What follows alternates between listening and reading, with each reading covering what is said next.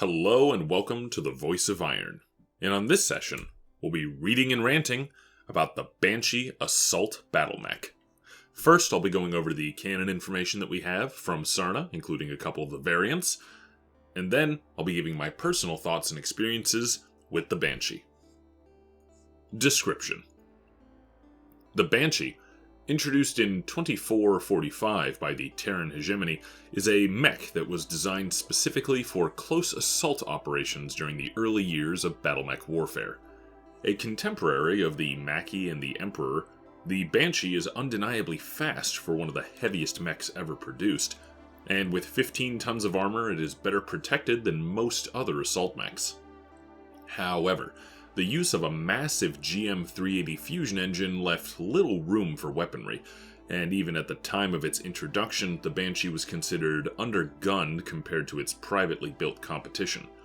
As critics noted, what use was impressive armor and mobility if a better armed enemy could overwhelm and destroy it? The result was a mediocre mech, which even the lowly rifleman could beat as long as it prevented the Banshee's mass from coming into play. The hegemony soldiered on though, producing 5,000 Banshees in a decade before its poor combat performance finally forced them to stop production in 2485, and the mech was relegated to training and militia units for the next few centuries. Even during the Succession Wars, the mech's poor reputation meant many commanders saw it as a liability rather than an asset, unless they were fighting on a backwater periphery world or as part of a poorly equipped outfit. Most Banshees were placed in second-line reserves to provide fire support or fulfill the role of brawlers so that better armed mechs need not engage in hand-to-hand combat. In this way, fully a third of the original Banshee production run remained operational by the dawn of the 31st century, and could be found throughout the Inner Sphere and Periphery, with the lion's share residing within the Lyran Commonwealth. Though a few attempts had been made over the years to improve the Banshee, Defiance Industries was the first to produce a variant which markedly improved on the original, and was suggested by many of its original critics. With help from the Federated Suns and access to blueprints from the original Hesperus II factories, the BNC-3S proved to be such a success, the Lyrans began fielding them in frontline units, surprising their enemies who ignored them to focus on real threats, with thoroughly unexpected firepower. Under the Federated Commonwealth, improvements would continue to be made, though not at the same priority level as other projects, and the much improved BNC-5S was active in time to meet the clan invasion. Weapons and equipment. The two primary weapons on the Banshee, a Magna Hellstar PPC matched with an Imperator A Autocannon 5 with 1 ton of ammo, are mounted in the right and left sides of its torso. The two systems complement each other with similar range profiles and would provide good firepower for a mech weighing at half the tonnage of a Banshee. Perversely, for a close combat mech, their minimum ranges means both weapons present targeting difficulties as the Banshee closes in on its enemy, and a Magna Mark I small laser mounted in its head appears to have been installed as an afterthought. 16 heat sinks keep the mech cool though, and thanks to its prodigious size, the Banshee can turn lighter mechs to scrap in hand-to-hand fighting. Variants. The BNC-1E. The original design, first produced in 2445, this Banshee variant carries the PPC, Autocannon 5, and small laser of the later 3E, as well as a pair of medium lasers. As one of the largest mechs produced with primitive technology, the engine was restricted to a top speed of 54 km per hour. More than 22 tons of primitive armor provided protection to the mech warrior. The poor top speed of the Banshee 1E was the core design obstacle later engineers would try to overcome with the 3E series. They succeeded, but at the cost of firepower. The BNC-3EA. Exclusive to Noisiel and serving as one of the queens in the Noisiel Summer Games famed battle chess matches, the low-technology BNC-3EA trades the standard BNC-3E's PPC for a large laser, saving weight at a single rear-facing small laser to each side torso and forward-facing medium laser in the center torso. The BNC-3M. was the first attempt to truly alter the original Banshee and increase its raw firepower. Produced in 2579 by the Free Worlds League, the 3M replaced the Autocannon 5 with a second PPC and installed 2 medium lasers. While this does increase the firepower of the mech, it puts an incredible heat burden on the machine as well. The BNC 3MC was developed by the Magistracy of Canopus around the time of the War of 3039. It removes 5 heatsinks and the AC-5 to make room for an autocannon 10 with 2 tons of ammunition. Armor protection, speed, and other weaponry remains the same as the 3E model Banshee. The BNC 3MR, this Jihad-era field refit, replaces the standard heatsinks with double-strength models, and ER-PPC and ER medium lasers replace the standard versions with the updated heatsinks able to dissipate the increased heat. The BNC-3Q was a 2915 Merrick variant produced due to lack of PPCs. The 3Q removes both Autocannon 5 and PPC and replaces them with a massive Imperator Zeta Autocannon 20. While this increases the sheer firepower that the Banshee brings to the fight, it also lacks any real secondary weapons, and the fact that it has no long-range firepower makes it even more vulnerable to bombardment from lighter, better-armed mechs. The star of the show, the BNC-3S. The 3026 3S was Defiance Industries' attempt to turn the Banshee into a typical assault mech. Assisted by Davian technicians, they replaced the bulky GM engine with a lighter Pitban 285. While this reduces its maximum speed to 54 km per hour, it also frees up a great deal of room for weapons. The mech is armed with a mismatched pair of PPCs, the original torso-mounted Magna, and a Donal version in the arm for long-range fire, supported by an Imperator B Autocannon 10 to engage an enemy at intermediate ranges, 4 Magna Mark II medium lasers, and a Harpoon 6 SRM-6 launcher for short-range combat. And finally, a second small laser to round out the weapons payload. 5 more heatsinks were added, though overheating remains a problem, and its armoring remains the same. The BNC-5S. An upgrade of the 3S variant using Starlink technology, the 5S replaces the engine with an XL engine and uses double heatsinks to save weight, restoring its top speed to 64.8 km per hour. The mech is armed for long-range combat with a Poland main model A Gauss rifle and 2 Defiance 1001 ER-PPCs. For close ranges, the mech has a Thar-Hess Maxi SRM-6, 4 Defiance B3M medium lasers, and 2 Defiance B3S small lasers, and is also equipped with an Angst Clear Channel 3 comm system. The BNC-6S. The 6S variant of the Banshee is powered by a light fusion engine and built on an endo-steel chassis. It is armed with an LB-10X AC for long-range combat, while a heavy Gauss rifle is used at medium to close ranges.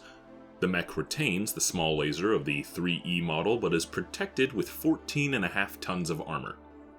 The BNC-7S is an upgrade of the 5S model and is also powered by a light fusion engine. The mech is built on an endo-steel chassis and carries 15.5 tons of armor. The 7S is armed with a Gauss rifle and an ER-PPC for long-range firepower. For close-range support, it has an SRM-6 and 4 ER medium lasers. The BNC-8S. The variant of the Banshee was created by the Word of Blake after they took over Hesperus II in 3070. It turns the mech into a brawler with the inclusion of triple-strength Myomer and a hatchet. It returns to the XL engine of the 5S and keeps the ubiquitous small laser. The LB-10X AC is retained from the 6S, though it moves to the other side. An ER large laser is added for use at long range, and a snub-nose PPC is effective at medium range, though it is more damaging up close. An XL gyro frees up tonnage for 4 medium lasers, 2 standard and 2 extended range models, as well as an ER small laser. The inclusion of only 13 double heatsinks ensures that the Myomer activates easily. A C3 slave unit allows the 8S to share targeting telemetry, though the fact that it is not one of the word's improved versions suggests that this mech is not intended for use by Word-of-Blake militia, but rather their mercenaries or even important planetary garrisons. Finally, 18 tons of armor and a Guardian ECM suite radically improve the defenses of the venerable Banshee. The BNC-9S. This upgrade of the 8S was produced by Defiance Industries and their Kwangzhongni Annex, while the Word of Blake held Hesperus 2. It retains the light engine of earlier models, but returns to the speed of the earliest versions. It carries a Defiance 735 Heavy PPC, Defiance 250 Light PPC, and Poland Main Model A Gauss Rifle for long-range combat. Should an enemy survive long enough to close with the 9S, it can utilize 3 Defiance E3M ER medium lasers and a single Defiance B3M medium laser. A Tharhes Maxi SRM-6 can exploit weaknesses in an opposing unit's armor, while Case keeps the ammunition from doing too much damage in the event of an explosion. In order to make room for all of these things, the XL gyro of the 8S is also retained. Finally, a targeting computer improves the accuracy of all the weapons except for the missile launcher. The BNC-9S2. This version of the Banshee carries a Defiance 753 Heavy PPC, 2 Defiance 250 Light PPCs, Poland Main Model A Gauss Rifle, and a Defiance Model 12 ER Medium Laser. All of these weapons are tied into a targeting computer, and a C3 boosted slave allows it to share targeting data with other friendly units. It uses a light fusion engine and XL gyro to free weight for these weapons and equipment. And finally, the BNC-12S. This Dark Age variant uses a Clan Spec XL engine to reach a top speed of 64 km per hour. An endosteel skeleton is used to free weight. The left arm carries an ERPPC, the left torso carries a Gauss rifle, and the right torso carries an ERPPC and SRM-6. The SRM ammo and Gauss rifle are in the left torso and are protected by Case. 2 tons of Gauss rifle ammo is carried in the left leg. The remaining weapons, an ER small laser in the head and center torso and 4 ER medium lasers in the right torso, are built to clan standards. 14 double heat sinks are fitted in the engine. The remaining weight is devoted to armor, providing vast amounts of protection. In terms of design quirks, all Banshee models have a bad reputation prior to the clan invasion, and are very rugged, while the 1E original also was distracting and relatively easy to maintain. And now for personal notes. So, the Banshee. For the longest time since its original construction, it was not considered to be a great machine, and for pretty good reason. This thing has less firepower than something like a Centurion, and it's nearly twice the weight. But it does have quite a bit of weight to itself to throw around. Now, I've personally found, as I'll get into in a minute, that the original Banshee is phenomenal if you want to have a dedicated boxing mech. But beyond that, it's not too great at what you would expect an assault mech to, well, excel in. I'm going to go over a couple of pros and cons that I noted while I was driving these things. I want to start with the positives, though. The pros are, you feel incredible in this thing. I mean, melee does feel very satisfying. There's not much that can compare to the feeling of lumbering up to another mech, especially an annoying light mech or a medium mech, and just punching it in the face with a massive assault fist, and just watching the armor disappear, or heck, watching the thing explode in a single hit. It's good. With 2 fists, you can make short work of almost anything, and you've got enough armor to where they can't do much of anything about it. About the only thing I wouldn't charge just headlong without thinking about it is another Banshee or an Atlas. But even then, I've charged another Banshee before after some thought, and just opened up with what I had at the moment. The BNC-3E feels almost too fast for how big it is, and it makes charging the enemy fun, so why wouldn't you, right? In the 3E, I actually set melee as my primary weapon group and had an absolute blast, just tearing through medium and small mechs in only a couple of punches. Heck, one garrison mission I had to defend against 21 enemy units, 4 enemy lances of mixed mechs from medium to assault and their air and ground support. I did this method of charging and going directly into melee as my default, and I didn't even go down to internals. My armor was still on by the end of it, in a 3E, mind you. And the 3S, the 3S feels a bit like driving an Atlas, but with a greater focus on ranged direct fire support, with those twin PPCs and whatnot. And of course the SARNA 6 for whenever something gets a little too close. And with proper heat sinks, the 3S is monstrous. I mean, those twin PPCs and the AC-10 with the SARNA 6 coming into play when something gets too close, plus anything stupid or unlucky enough to get within melee range is dead. It's just dead. I mean, between the lasers and of course this thing still is a master of melee, it's gonna die.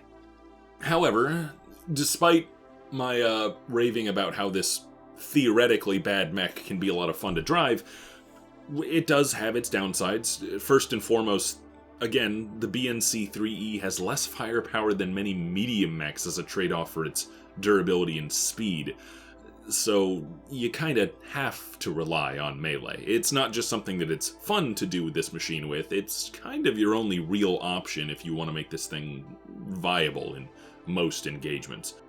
Also, in the 3E, one of its two primary weapons, one of its two weapons in general, I'm not counting the small laser, the AC-5, its ammunition is incredibly low. Like, you get maybe a minute of pure sustained fire, maybe 2, and then the AC-5 is just useless for the rest of the fight. Now, the 3S does fix a lot of these problems, but the 3S, like many mechs with that many guns, especially the twin PPCs and 4 medium lasers, it needs extra heat sinks. In fact, before double heat sinks come back to the inner sphere, you have to be very, very careful with your heat management. It is way too easy to overheat in this thing.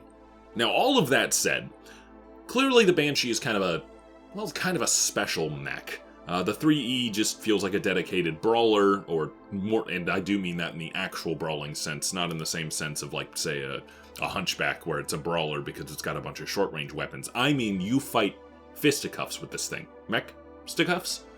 Mech fisticuffs. You box with this thing. That's what you do. And the 3S, like I said, I mean, it's your direct fire support monster on the battlefield. And well managed, these things both have their place and can both be very, very useful. However, I made some customizations, particularly to the 3E, to make this more comfortable.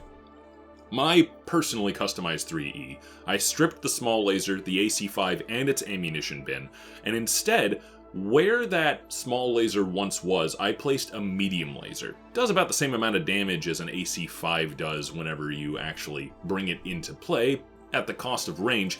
It's genuinely just a good swap since you're going to be closing anyway. Plus, I don't have to worry about ammunition explosions, and that ensures that, given that position around my head, the medium laser's not going anywhere, even if the PPC does. And of course, that allowed me to free up a little extra tonnage for more armor, and that just allowed me to continue to charge things a little bit easier. So that's my personal Banshee 3E iron variant. Remove the AC-5 completely as well as its ammunition bin and slap a medium laser on board instead of the small laser, and this thing is a fantastic up-close and personal boxer. Also, with some of the extra tonnage, I was able to slap on some specialized arena-grade assault fists on the sides, which just made melee even more of a fun ride. I didn't really need to mess with the 3S except to add additional heat sinks, usually at the cost of those 2 small lasers, and swap out whatever heat sinks I did have for the double versions after the Helm Memory Core got rediscovered. Overall, the 3S is definitely what I would consider to be the more traditional assault mech and very, very satisfying to drive, and the 3E, especially with the modifications that I recommended, is a fun little challenge. It's definitely more of a viable mech than something like, say, the Flea, which I've also called a fun challenge, and it's certainly a bit less of a liability than something like the Charger by default, which I'd love to go over at some point. But overall, unless you're one of those mech commanders who very, very much prefers melee and really knows how to ambush people with something that can't jump and can move only at tactical speed, you're gonna find it a hard time to find a place for this thing in your mercenary lance. The 3E really was superseded in almost every way by the 3S. Now again, if you can make perfect use of that speed and melee, then by all means, this is probably the best boxing mech you're ever gonna get. Heck, if you ever pop down to the arenas in Solaris and find yourself in a mech scale boxing ring having to go up against something else, about the only thing I could think of that might be able to outclass this as a boxer is an Atlas, and even then, it's faster. So power to you. If you're doing some melee matches for arena cash, go for it. This is the way to go. But otherwise, you gotta be careful.